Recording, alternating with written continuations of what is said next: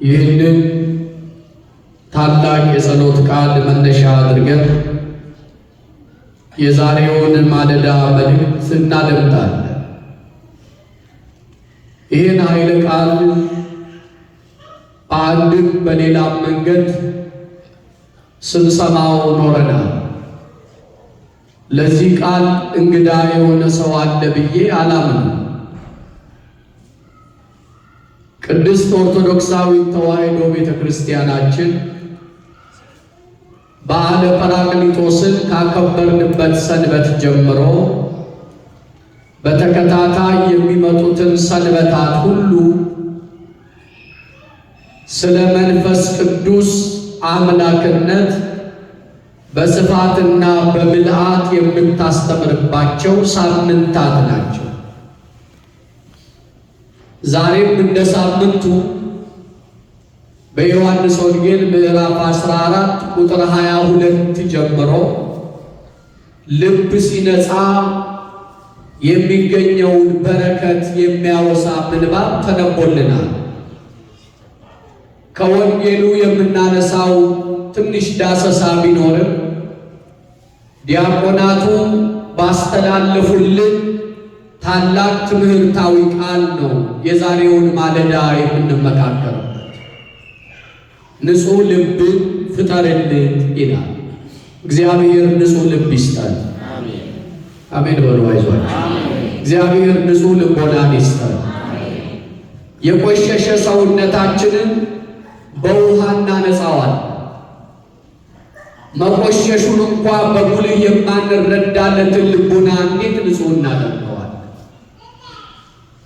በእውነቱ ለታደለ ሰው፣ ሕሊና ለሰጠው ሰው ከቅዱስ ዳዊት ጋር አብሮ ሆኖ እግዚአብሔር አባት ሆይ ንጹሕ ልብን ፍጠርልኝ ብሎ መጸለዩ አይቀርም። ለመሆኑ ይህ የእግዚአብሔር ሰው እግዚአብሔር እንደ ልቤ ብሎ የጠራው ታላቁ ዳዊት ንጹሕ ልብን ፍጠርልኝ ሲል ምን ማለት ነው? የሚደንቅ እኮ ነው። እግዚአብሔር እንደ ልቤ ይለዋል፣ እሱ ደግሞ እግዚአብሔርን ንጹሕ ልብ ፍጠርልኝ ይለዋል። ምን እያለ ነው ቅዱስ ዳዊት?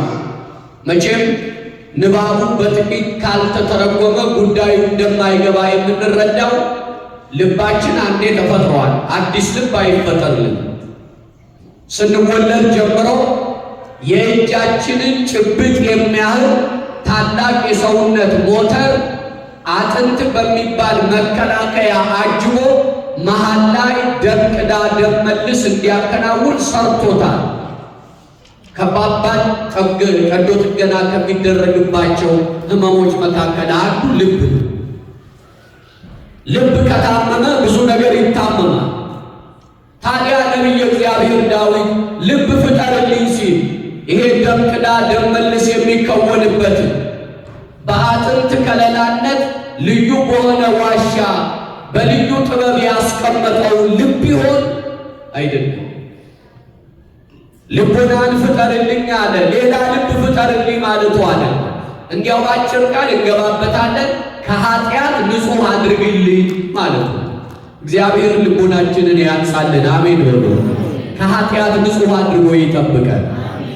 ንጹሕ ልብን ፍጠርልኝ ማለቱ ከኃጢአት አንጻኝ ማለቱን ራሱ ይተረጉመዋል። ዝቅ ብሎ ልበ ንጹሐ ፍጥር ሊተ እግዚኦ መንፈሰ ርቱዐ ሐድስ ውስተ ከርሴ፣ በውስጤ ያለውን የቀናውን መንፈስ አድስ ብሏል። ደግሞ ዝቅ ብሎ ልበ ያለውን መንፈሰ ብሎ አቀናው። አያችሁ፣ አሁን ልብ ያልኩት ልብን አይደለም መንፈሴን ነው ወገኖች። ይህ ብቻ አይደለም። ቅድም ንጹሐ ብሎ ነበረና ንጹሕ ያለው እንደተናገርኩት የታመመ ልብ ማለቱ እንዳልሆነ እንዲታወቅ ርቱዐ ብሎ አቀናው። ደግሞ መለሰ ፍጥር ያለውን ሐድስ ብሎ አቀናው። አያችሁ፣ ንጹሕ ልብን ፍጠርልኝ ማለት የቀናውን መንፈስ በውስጤ አድስ ማለት ነው። ቀጥሎ የተናገረው ደግሞ ይልቃል። ኢትግድፈኒ እምቅድመ ገጽከ፣ ከፊትህ አትጣለኝ። እግዚአብሔር ከፊቱ ዘወር ካደረገን ምን ተስፋ አለን? አሁን ያለነው በእግዚአብሔር ፊት ነው። አሁን የቆምነው አባታችን ፊት ነው። ከፊት ዘወር አታርገኝ አለ። ከመቅደሱ በረከት አትለየኝ። ከፊት ዘወር አታርገኝ አለ። ከገጸ መዓት የተነሳ በመከራ አትጣለኝ። ከባለሟልነት እንዳወጣኸኝ አልቅር ማለት ነው። አንዱ ቃል ላይ ብቻ ትኩረትና ንጹሕ ልብን ፍጠር። ልብ ይቆሽሻል። አሁን የኛ ልብ ንጹሕ ነው ቆሻሻ ለማለት ከቅዱስ ዳዊት ጋር ልቤ ቆሸሸ ያለበትን አመክንዮ እናንሳ ወገኖች። ልብ ይቆሽሻል። ይሄንን ታላቅ ጸሎት ነቢዩ የጸለየው ልቡ በኃጢአት ባደፈበት ጊዜ ነው። ታሪኩ እንዲህ ነው። በመጽሐፈ ሳሙኤል ካልዕ ምዕራፍ 11 ቁጥር 1 እስከ ፍጻሜ ተጽፏል። እቤታችሁ አንብቡ። መጽሐፈ ሳሙኤል ሁለተኛ ምዕራፍ 11 ቁጥር 1 እስከ ፍጻሜ አንድ። ዳዊት ንጉሥ ነው እንደምታውቁት። ጦርነት ገጠመው። የገጠመውን ጦርነት በፍትሃዊነት በድል አድራጊነት ለማለፍ ወታደሮች አሰማራ። በዚህ ዓለም ላይ ጦርና የጦርን ወሬ መስማት እንግዳ ጉዳይ አይደለም። ጦር የሚያዘምቱ፣ ነጋሪት የሚያስመቱ፣ ሰራዊት የሚያስከትቱ ብዙ መሪዎች በተለያየ ዘመን ተነስተዋል። የሚገርመው ፖለቲከኞቹ በራሳቸው ስፍራ ሆነው ያዋጋሉ እንጂ ወርደው አይዋጉም። የቀደሙት እዘምታለሁ ባትከተለኝ ማርያምን እያሉ ግንባራቸውን ለጥይት አረር የሚሰጡ ነበሩ። የዚህ ዘመን ጦርነት ፖለቲካ ነውና ጦር የሚያስከትቱ ነጋሪት የሚያስመቱ ተዘልለው ይቀመጣሉ። ዳዊት ወደ ጦር ሜዳ ሰዎችን አሰማርቶ እሱ ቤቱ ተቀመጠ። መቀመጡ አልጎዳ ወገኖቼ። ሰው በመቀመጡ ብቻ እግዚአብሔርን አይበድልም። ከመቀመጡ ጋር አይምሮውን ከእግዚአብሔር ሐሳብ ለይቶ መዝናናት የጀመረለት ሰው ይከሳል። ሰገነት ላይ ይመላለስ ጀመር ይላል። የልቡን መቆሸሽ በደረጃ ለነገራችሁ ነው። ከኔ ጋር ናችሁ? ሰገነት ላይ ይመላለሳል። በሰገነት ላይ ሲንጎራደድ ለዘመናት የሚያውቃት ለእርሱ ቅርብ የነበረች የባልንጀራውን የኦርዮን ሚስት ተመለከታት። አብረውት ያሉትን ጋሻ ጃግሬ ሎሌዎቹን ጠየቃቸው። ይቺ ቆንጆ የማን ናት ብሎ አያችሁ። አይምሮ ከጦር ሜዳ የቤት ሥራ ነፃ ሆኖ ሲጎማለት ራሱን ማዝናናት ሲጀምር ልቡ ለኃጢአት ወለል ብሎ የተከፈተ ሆነ። ወገኖች አይምሮአችሁን ያለ ሥራ አትተውት። በተቀመጥን በተነሳን ቁጥር እግዚአብሔር ለእስራኤል እንዳለ ስትቀመጥም ስትነሳ ስትተኛ ማለዳ ወገግ ሲልም የዚህን መጽሐፍ ትእዛዝ ከልብህ አኑረው በዓይኖች ፊት ተመልከተው ከሕሊና አታጥፋው ብሎ እንዳዘዘ የሰው ልጅ በየትኛውም ስፍራ ሆኖ የእግዚአብሔርን ትእዛዝ ማሰላሰል ካልቻለ ከሕሊናው ጓዳ ሐሳበ እግዚአብሔርን አውጥቶ ከጣለ ከሕሊናው ጓዳ የመስቀሉን ውለታ የጌታችንን ነገር ከዘነጋ ሰይጣን ይጫወትበታል። አይምሮአችሁን ከእግዚአብሔር ሐሳብ ነፃ አድርጋችሁ እንዳትንከራተቱ። ስትቀመጡም ስትነሱ፣ በሥራ ቦታም በጎዳና ላይ የእግዚአብሔርን ተጫወቱ። ዳዊት ከአእምሮ የጦርነቱን ጉዳይ አውጥቶ ሲጎማለት ሴቲቱን አየ። ይህችን ቆንጆ ጥሩልኛል። ተጠራች፣ መጣች። የባልንጀራ የኦርዮ ሚስት ናት እያሉት ከዚያች ከባልንጀራው ሚስት ጋር የማይገባ ነገር ፈጸመ። ራሱን በኃጢአት ጣለ። ይህንን እግዚአብሔር አይቶታል። ማንም አልተመለከተበትም። ስራውን የሰራው ያለ ታዛቢ ነው። አያችሁ፣ ልብ ሲቆሽሽ ታዛቢ የለም ማለት። አንዳንድ ወላጆች የልጆቻቸውን መቆሸሽ እየተከታተሉ ልብስ አልፏል፣ ሰውነት ቆሽሿል ብለው ያጥባል። የልብን መቆሸሽ ከእግዚአብሔር በቀር ሥጋ የለበሰ አያውቀው። እግዚአብሔር ልቦናችንን ያንጻልን። ልቡ ቆሸሸ፣ እግዚአብሔር አይቶበታል። ኃጢአቱ እየገፋ መጣ። ሽልም ከሆነ ይገፋል፣ ቂጣም ከሆነ ይጠፋል እንዲሉ የትኛውም ነውራችን ተደብቆ አይቀርም። እናንተ እግዚአብሔርን ግሩምና ድንቅ አድርገህ ፈጥረህናል እናመሰግንሃለን ልንለው አይገባም? እግዚአብሔር ነውራችንን ሰውሮ ሰው አስመስሎ ሰው መሃል ሲያቆመን ከዚህ በላይ ቸርነት ምን አለ? ከዚህ በላይ ሞገስ ምን አለ? ከዚህ በላይ ግርማ ምን አለ? እግዚአብሔር ሸፍኖ ነው ያቆመን። ኃጢአታችንን ቢገልጥብን ኖሮ ማናችንም በመቅደሱ ብሎ አይደለንም በአውደ ምሕረት በአደባባይ በገረገራው ልንገኝ አቅም የለንም። አያችሁ፣ የዳዊት ኃጢአት ይገለጥ ጀመረ። ያቺ ሴት ጸንሳለች። ጽንስ ለማሳሳት ጦር ሜዳ የሄደ ባሏ እንዲጠራ አለ። ባሏ ከጦር ሜዳ ተጠራ። እቤት ገብተህ እግርህን ታጠብ፣ ልብህን ደግፍ፣ ከሚስት ጋር ደስ ይበልህ ብሎ ዳዊት አባበለው። ኦርዮ መለሰ። የዚህ ድሃ የዚህ ምስኪን የዚህ የንጹሕ ልብ ባለቤት የሆነ ሰው ታሪክ ይገርመኛል። ባልንጀሮቼ በጦር ሜዳ በጥይት አረግ እየተቆሉ ከሞት ጋር ተፋጠው ነጋ አልነጋ ብለው እየተጨነቁ የቃል ኪዳኒቱ ታቦተ ጽዮን በዚያ በጦር ሜዳ እየተንከራተተች እኔ ከሚስቴ ጋር ገብቼ ተድላ ፈቃዴ ልፈጽም ፈቃዴ አይደለም ብሎ ዳዊትን እሺ ብሎ ከወጣ በኋላ ዳዊት ከኋላው ምግብና ጠጅ ይዛችሁ ተከተሉት ብለዋል። ምግብና ጠጅ ይዘው እንዲከተሉት አድርጓል። እርሱ ግን ቤት ያልገባም ብሎ ከዚያው ከቤተ መንግስቱ ታዛ ከንጉሱ ዘወር ብሎ ተኛ ይላል። እንዲህ አይነት ንጹሕ ልብ ያላቸውም አሉ። የሌላው ቁስል የሚያማቸው፣ የሌላው ጭንቅ የሚጨንቃቸው፣ የሌላው መከራ መከራቸው የሆነ ዳዊት እቤቱ ሄዶ እንዳላደረ አወቀ። ይህን ታሪክ ስለምታውቁት ሰፊ ጊዜ አልወስድም። ወደ ዋናው መልእክት ነው። ዳዊት ቤቱ እንዳልሄደ ሲረዳ ሌላ ነገር ጨመረበት። አሁን ቤቱ አልመጣም። ቤቱ ቢገባ ኖሮ ሚስቱ ጽንሷ እየገፋ ቢመጣና በገሃድ ቢታወቅ ዳዊት አደወራት አይባልም። ባልየው እኮ በመሃል መጥቶ ነበር እንዲባል ነው። አያችሁ፣ ጽንስ ሊያሳስት ነው ይላል። እንዳልሄደ ባወቀ ጊዜ ደብዳቤ ጻፈ ለጦሩ አለቃ ለኤልያ። ይሄን ደብዳቤ ይዞ የሚመጣ ኦርዮ ጦርነት በተፋፋመበት ከፊት አስቀድመው ቀድሞ እንዲገደል የጥይት ሰለባ የጦር ሰለባ እንዲሆን አድርገው የሚል ነው ደብዳቤ። ያንን ደብዳቤ ለኦርዮ ይሄንን ወስደ ለጦሩ አለቃ ስትልኝ አለው። በልቡ የሚያወራው ደግ ነው፣ በአፉ የሚያወራው ደግ ነው። በልቡ የደግ ሰው ግን ተንኮል ነው። አያችሁ፣ ልብ ሲቆሽሽ አፍ የሚያወራው ሌላ ነው፣ ልብ የሚለው ሌላ ነው። የቆሸሸ ልቡና መገለጫው ይሄ ነው። ያን ደብዳቤ ይዞ ሄዶ የጦር አለቃው በጉዳዩ ቢያዝንም ከፊት አስቀድሞ ኦርዮ እንዲገደል አደረገ። እሱ ከሞተ ሴቲቱን ማግባት ይችላል፣ ባሏ ሞቶ ዳዊት አገባት እንዲባልለት። ይህንን ሁሉ ግን ሚዛኑ ትክክል የሆነ ማን ያውቃል? መልሱልኝ፣ ማን ያውቃል? አሁን እዚህ ውስጥ ሰው የማያውቀው እግዚአብሔር ብቻ የሚያውቀው ገበና ያለው ሰው የለም።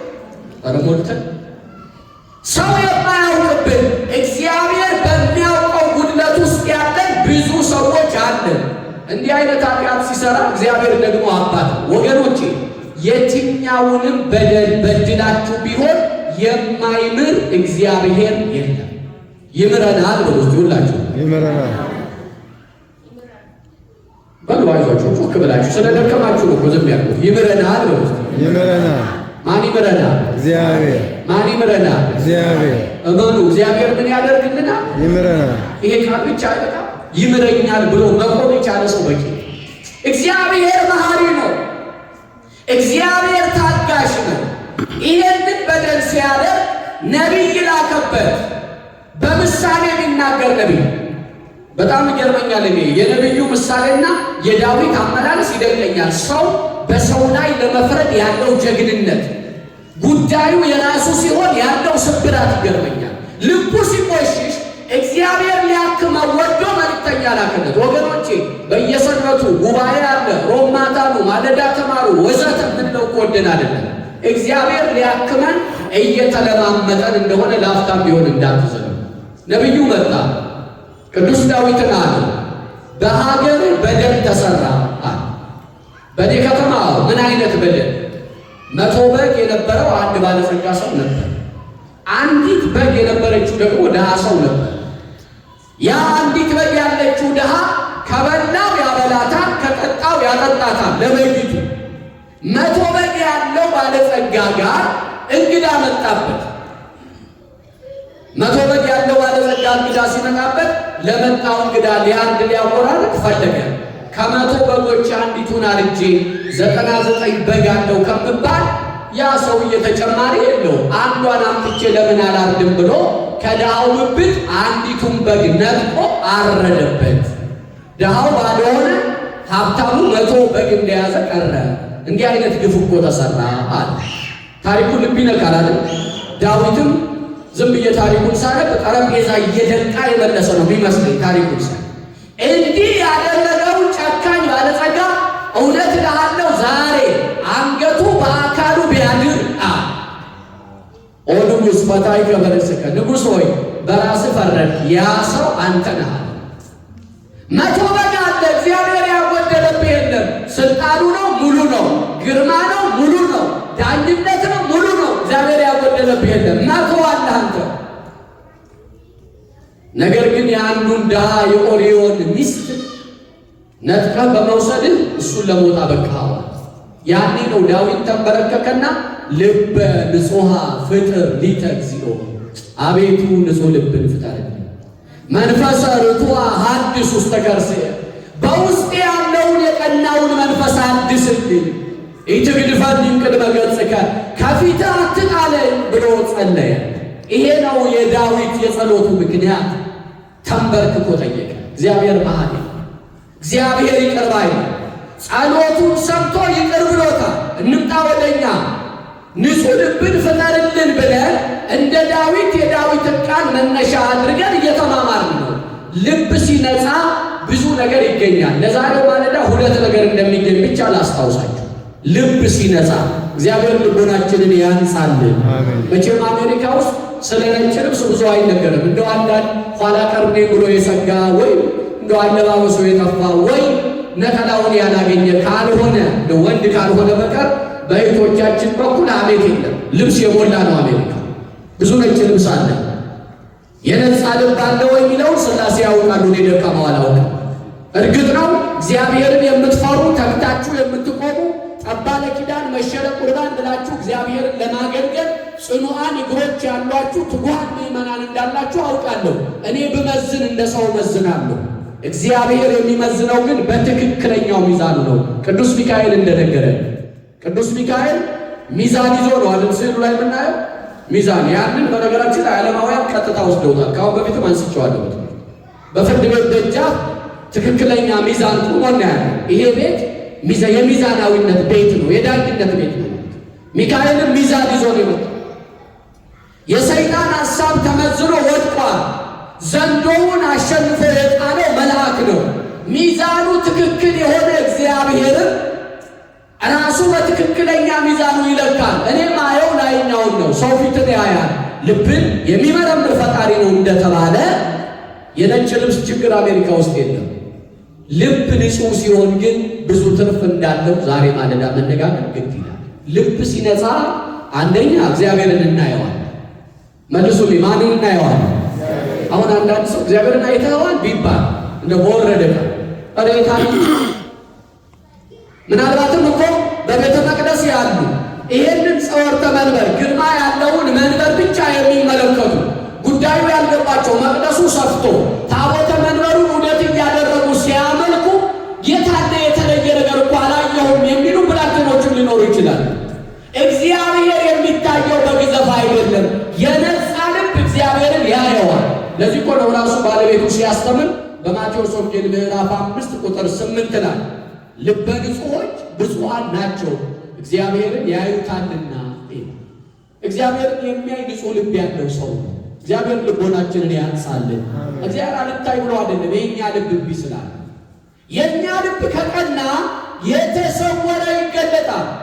ዛሬ በነገራችን ላይ በቤተክርስቲያናችን ትምህርት ሰኔ 15 ቀን ሚናስ የሚባል ሰማዕት ቅዳሴ ቤቱ ይታሰብለታል።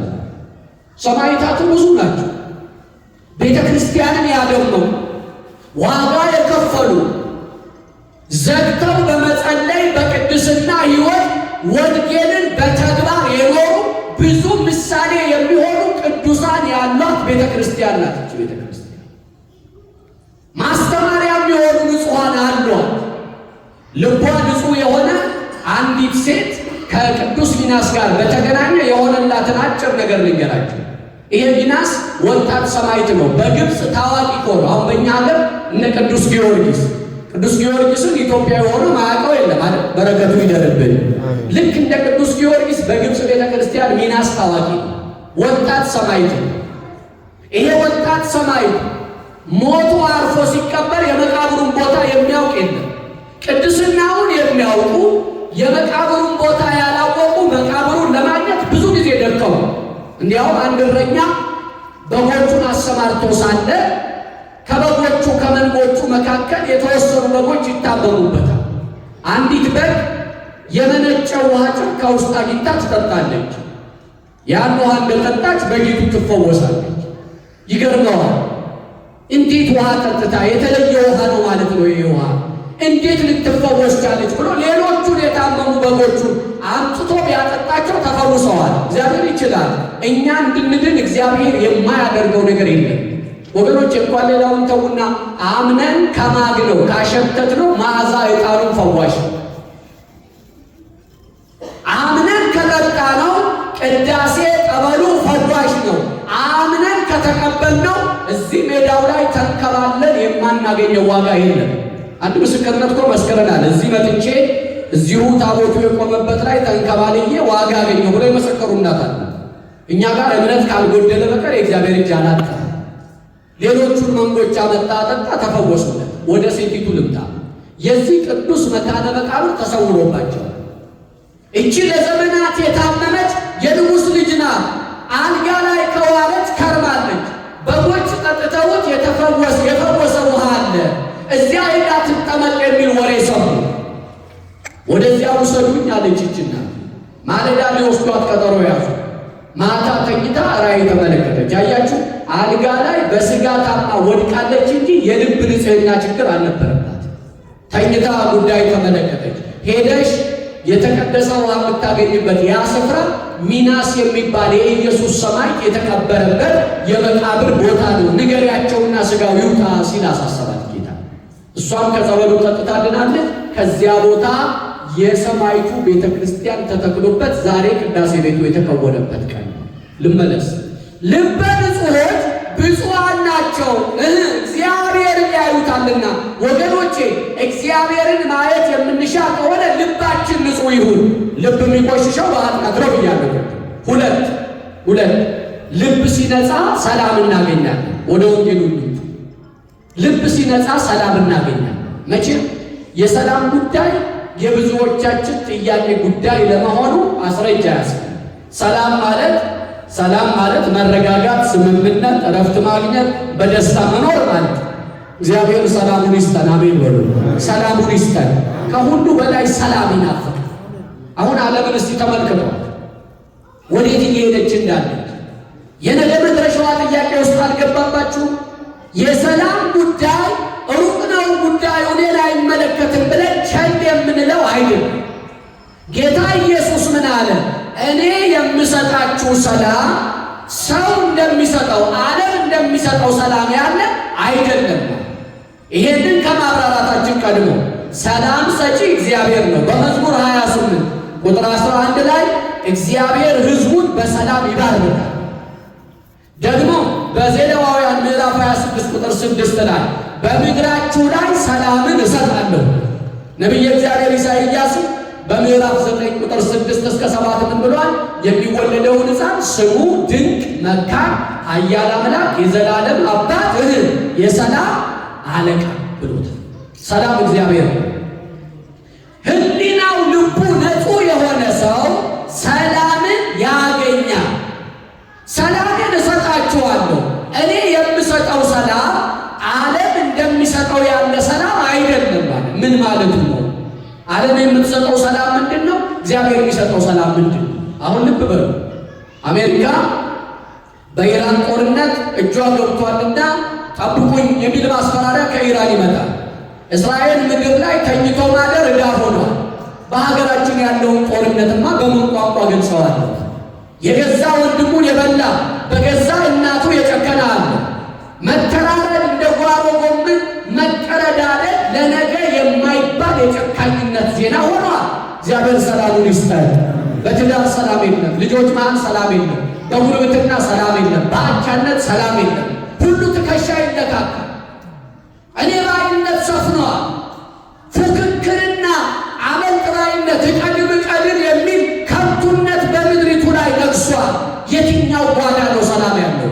አንድ ቀን ሰላም ብናድር በማግስቱ ችየው ነው እንጂ አበሳዬ ብዙ ነው የምንልበት አጀንዳ ብዙ ነው። ዓለም የምትሰጠው ምንድን ነው? ጌታ የሚሰጠው ምንድን ነው? መተርጉማን ምን አሉ? ዓለም የምትሰጠው ሰላም በአድሎ ይሰጣል። ለአንዱ ትሰጣለች፣ ለአንዱ ትከለክላለች። ይህ ዓለም እኮ እንደዚህ ነው። አንዳንድ ጊዜ ብዙ መከበር ያለባቸው ሳይከብሩ ደግሞ ክብር የማይገባቸው ሲከብሩ እናያለን። ዓለም መርጣ ነው መርጣ። እግዚአብሔር የሚሰጠው ሰላም አንደኛ የባህሪው ነው። ከእገሌ ተቀብሎ ሰጠኝ የምንለው ሰላም የለንም። የራሱ ነው ሰላም፣ የባህሪው ነው። ሁለተኛ ለሁሉ ነው የእግዚአብሔር ሰላም የሚሰጠው። ምን ይላል ማቴዎስ? እግዚአብሔር በጻድቃንም በኃጥአንም ላይ ዝናቡን ያዘንባል፣ ፀሐዩን ያወጣል። አሁን እግዚአብሔር መርጦ ሰላም ቢሰጥ ኖሮ ማን ነው በእግዚአብሔር ተመርጦ ሚዛን የሚደፋ? ልባችን ንጹሕ አይደለም? እኔ የምሰጠው ሰላም ዓለም እንደሚሰጥ አይደለም ማለት ቆይ እንዲገባል። በሌላ ታሪክ ላንስ። ዓለም ሰላም የምትለው ሳይተኮስ ካደረ ገና አስቀድሞ በጦርነት ዜና ውስጥ ሰላም ለማምጣት ምንድነው የሚለው? አንዳንድ ኃያላን የተኩስ አቁም ስምምነት ተደረገ ይባላል። የተኩስ አቁም ስምምነት ተደረገ ማለት ለጊዜው ምንድነው ማለት ነው? ሰላም ስላልተተኮሰ። ዓለም ሳይተኮስ ማደርን ሰላም ትላለች። ክርስቲያንስ ወደ ሶስት ወጣቶች ልውሰዳቸው። ሐሙስ ገብርኤል ነው። በዚህ አጋጣሚ ሐሙስ ከፊታችን ገብርኤል ነው። ቀኑ የሰጠነው ሐሙስ ቀን የብዙዎቻችሁ ረፍት እንደሆነ አውቃለሁ። በገብርኤል ቀን መጣችሁ ቀን በቅዳሴው ማታ በጉባኤው እንባረካለን። ረቡዕ ዕብራውያንን ጀምረናል። ስለ ጌታ አምላክነት ለመረዳት ወደ ኋላ መስነፍ አይፈቀድም። ልመለስ። ሶስቱም ወጣቶች አስቧቸው፣ ወደ እሳት ተጣሉ።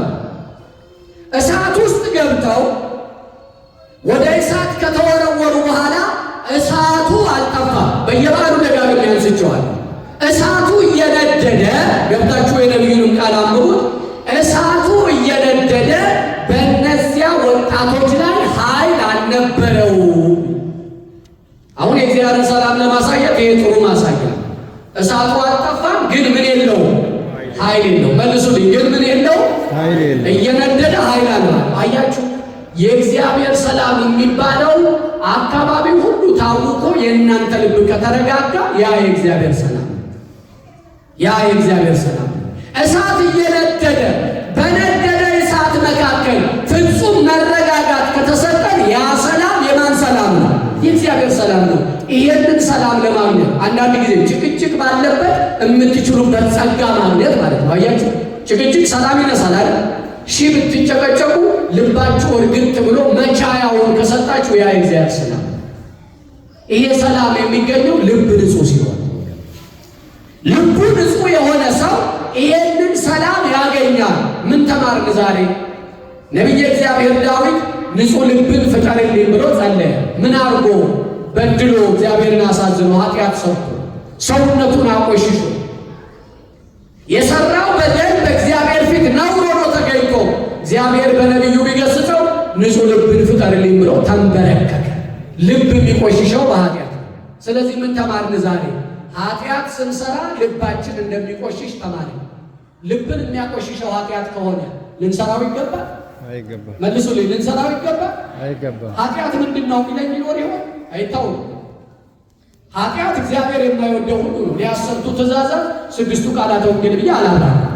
እግዚአብሔር የማይወደው ሁሉ ኃጢአት። ለምሳሌ እግዚአብሔር የማይወደው ብለን ስናነሳ አንዳንድ ሰው ኃጢአት ስለማይመስለው ኃጢአት ብሎ ሰው ሲናዘዝ አመንዝሬያለሁ፣ ሰክሬያለሁ፣ ዋሽቻለሁ ነው። ከጸሎት ጎስኛለሁ ብሎ የሚናዘዝ ሰው አለመጸለይ ኃጢአት። እግዚአብሔር የሚወደው እንድንጸልይ ነው አይደል? አለመጸለይም ኃጢአት ነው ወገኖች። አንጸለይንም ማለት ኃጢአት ሰራን ማለት ነው።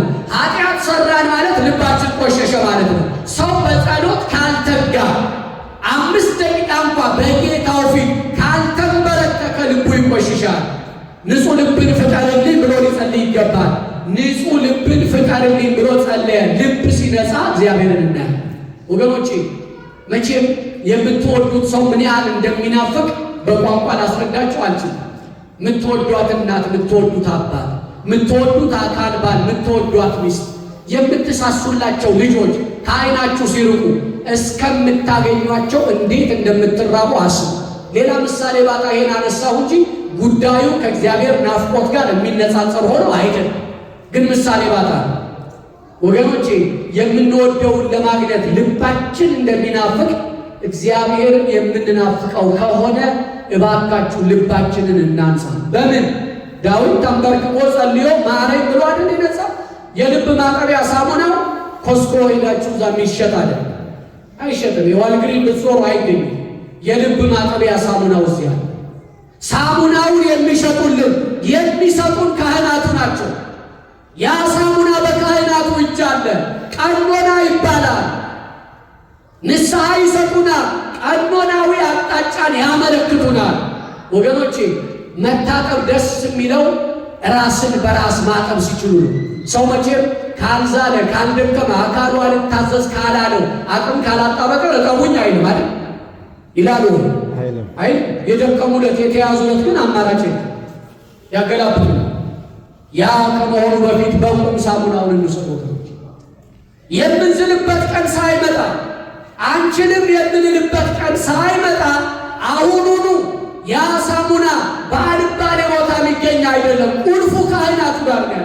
ካህን ሲያዩት ተራ ሰው ይመስላል። አገልግሎቱ ግን ሰማያዊ ነው፣ መልአክ ነው። ካህን ስለሆንኩ የራሴን ሚዛን ከፍ ላድርግላችሁ ብዬ አይደለም፣ መጽሐፍ የተናገረው ነው የምነግራችሁ። እኔ ደክሜ ብታዩ የኔ ደካማነት እንጂ የስልጣኑን ድክመት አያሳይ። ካህኑ ይሄንን ሳሙና ይዞ ይጠብቃችኋል። ልባችሁን አንጹበት ይላል። ደጋግመን ንስሐ አባት ያዙ ብለናል። ሰምተው የታዘዙ ንስሐ አባት የያዙ በምክረ ካህን የሚመሩ ብዙዎችን አግኝተናል። አሁንም ያልገባቸዋሉ። ካህኑ ያንን ልብ የሚያጥበውን ሳሙና የያዘ ባለቤት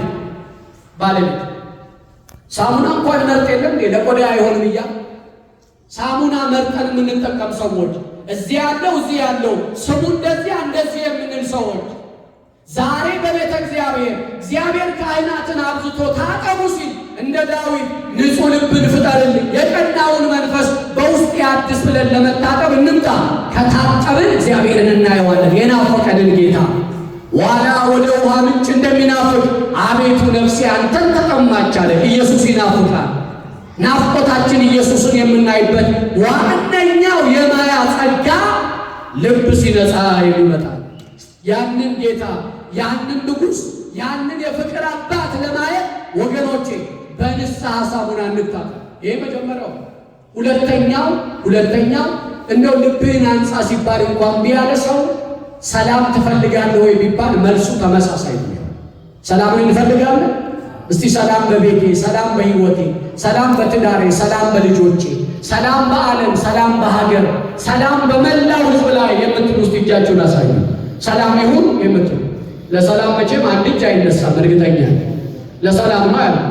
ሰላም ይሁን በሎ ያልኩት። ሰላም ስትመጣ እንዴት ነው የምንቀበላል?